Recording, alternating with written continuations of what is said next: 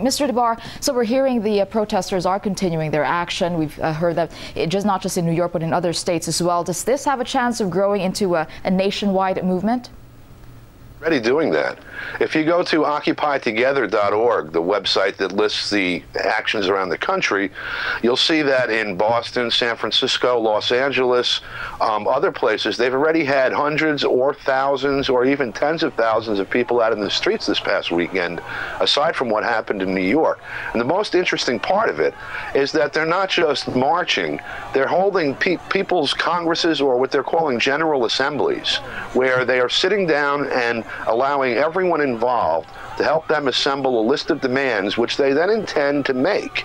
Now, historically, when that's happened, I was just reading a piece that was published in Moscow actually 94 years ago, this past July, that begins, if you drive nature out of the door, she will rush back through a window. And your reporter, Marina, was right that people have no confidence now in their economic structure, and they're in horrible economic straits. No confidence in the political structures. I mean, the polling data for Congress is between 15 and 20% positive.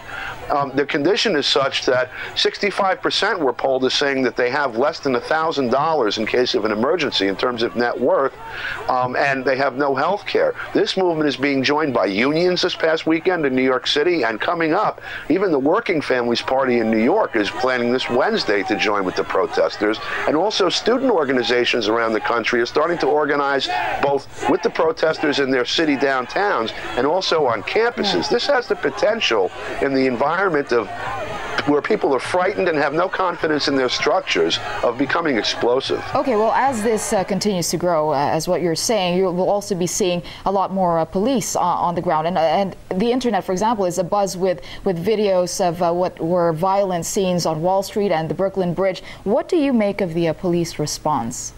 Well, the most important thing is what's going to be the impact that it has.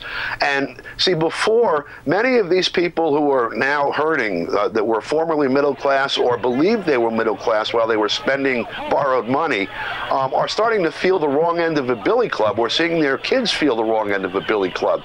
And so what they saw before, when minority kids were getting beat up on television or others as something alien to them, they're going to internalize it very quickly. And you're going to see a huge turnaround, I think, in the public's perception of where they stand in relation to the power structure as a direct consequence of the police beating people up who are making legitimate demands, basically, for the right to live in security. Okay, let's look at media coverage. You yourself, you're a journalist. Well, right after the showdown on Brooklyn Bridge, I mean, there have been some people, we have had them on the show as well, claiming that the mainstream U.S. media didn't seem too interested. I mean, what is your take on that? Was media coverage commensurate with what was happening on the streets?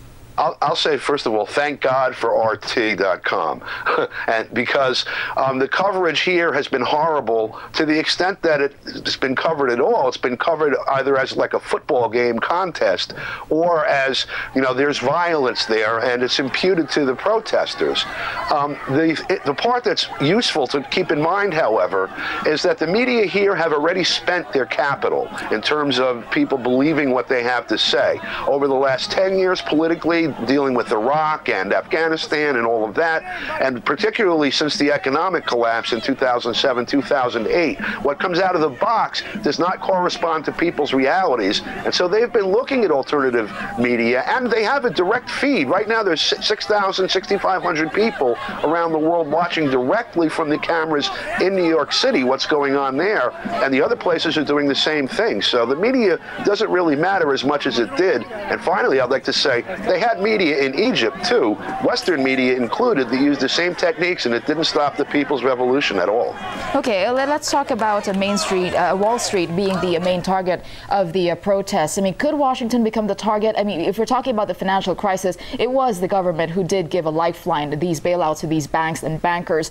Do you think people would turn their attention there? Or why are they? Well, on October 6th, this Thursday, they are turning their attention there. There's going to be a massive rally that's linked to all of these other rallies around the country taking place in Washington beginning Thursday, and they say they're staying there until they see change.